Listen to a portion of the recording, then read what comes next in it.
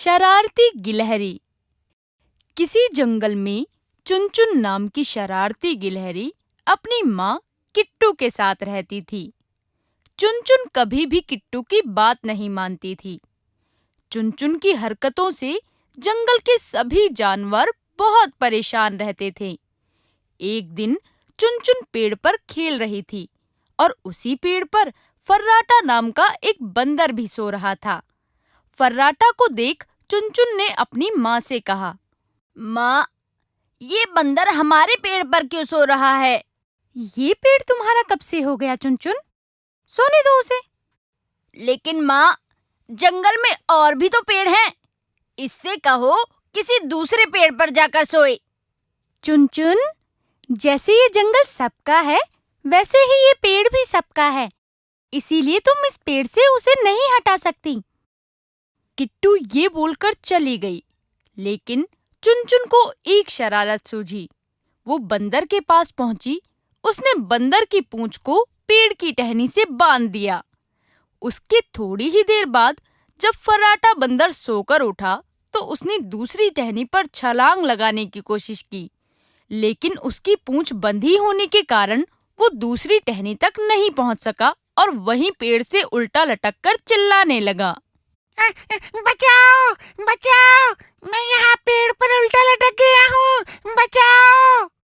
फर्राटा के चिल्लाने की आवाज सुनकर सभी जानवर वहां आ गए और तभी वहां मौजूद जंगल का राजा शेर सिंह बोला, अरे फर्राटा, तुम इतना चिल्ला क्यों रहे हो? किसी ने मेरी पूंछ टहनी से बांध दी है।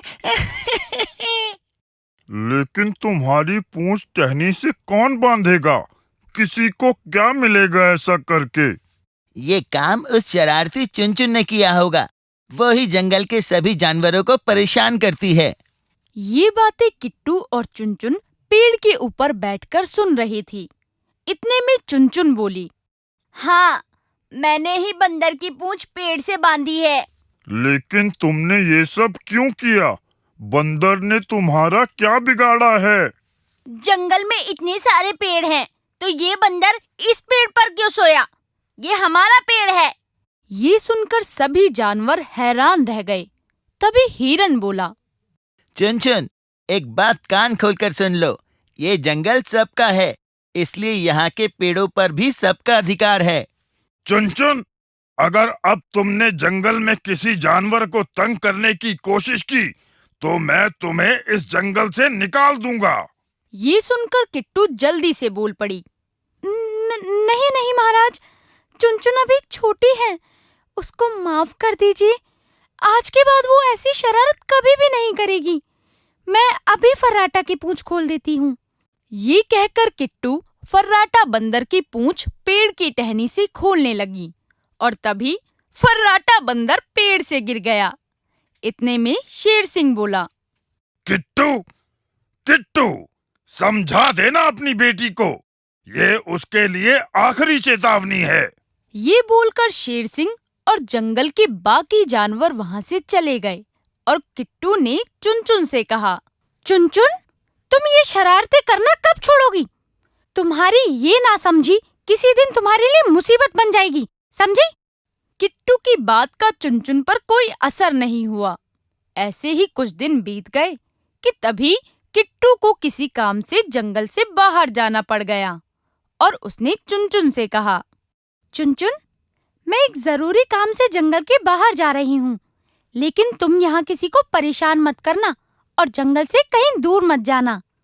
ठीक है माँ, आप चिंता मत करो, मैं किसी को परेशान नहीं करूँगी। लेकिन चुनचुन की बात पर किट्टू को विश्वास नहीं था, इसीलिए उसने अपने पड़ोस में रहने वाले कालू कौवे से कहा, कालू भाई, मैं जंगल से बाहर जा रही हूँ, 1-2 दिन में वापस आ जाऊंगी। क्या तुम चुनचुन का ख्याल रखोगे? ठीक है किट्टू, लेकिन जल्दी आने की कोशिश करना। तुम्हारी बेटी को ज्यादा दिन तक संभालना मेरे बस की बात नहीं है। कालू भाई, चिंता मत करो, मैं जल्दी आने की कोशिश करूंगी। ये बोलकर किट्टू चली गई और चुनचुन वहीं जंगल में रहने लगी।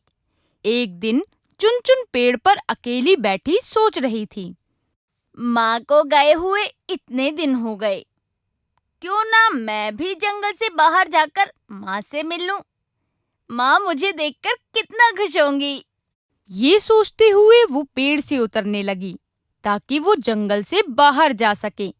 लेकिन पेड़ से उतरते हुए उसे कालू ने देख लिया और वो बोला, चुन तुम कहाँ जा रही हो? पेड़ से नीचे क्यों उतर रही हो? कहीं नहीं कालू अंकल, मैं तो बस पानी पीने जा रही थी। पानी पीकर जल्दी आ जाऊंगी। ठीक है, जाओ, लेकिन जल्दी आ जाना, रात होने वाली है। कालू की बात सुनकर चुनचुन वहां से चली जाती है और वो जंगल से बाहर जाने की कोशिश में रास्ता भूल जाती है। अब उसे दूर दूर तक कोई नहीं दिखाई देता जिससे वो रास्ता पूछ सके। उधर किट्टू जब पेड़ पर वापस आई तो उसे चुनचुन कहीं नहीं दिखाई दी। उसने कालू से पूछा, कालू भाई, चुनचुन कहाँ है? उसने थोड़ी देर पहले मुझसे कहा था कि वो पानी पीने जा रही है। उसके बाद वो अभी तक नहीं लौटी। कहीं वो किसी मुसीबत में न फंस जाए। हमें जाकर उसकी मदद करनी चाहिए। और रात भी होने वाली है। हमें अभी जाकर जंगल के सभी जानवरों को बताना चाहिए। ये कहकर किट्टू और कालू ने जंगल के सभी जानवरों को सारी बात बता दी। सभी चुनचुन को इधर उधर ढूंढने लगे, लेकिन वो कहीं नहीं मिली। तभी कालू को आसमान में एक बाज उड़ता हुआ दिखाई दिया। तभी कालू ने कहा, वो देखो, आसमान में बाज उड़ रहा है। इस समय ये बाज आसमान में क्या कर रहा है? लगता है वो अपना भोजन ढूंढ रहा है। हिरन की बात सुनकर किट्टू घबरा गई और बोली, कहीं ऐसा तो नहीं उस बाज की नजर मेरे किट्टू पर पड़ गई हो?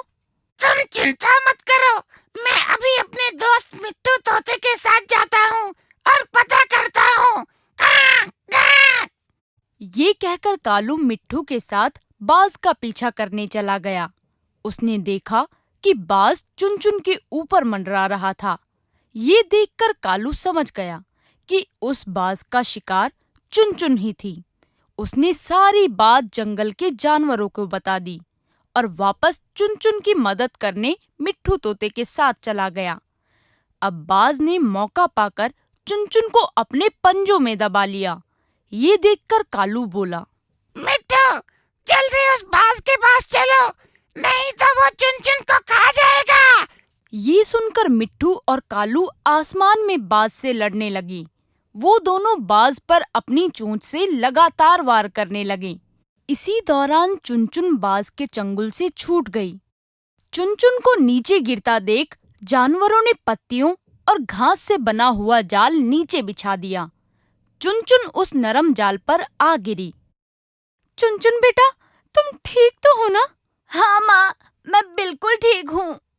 चुन, हम तुम्हें इसलिए समझाते थे कि शरारत मत किया करो। देखा, तुम कितनी बड़ी मुसीबत में फंस गई।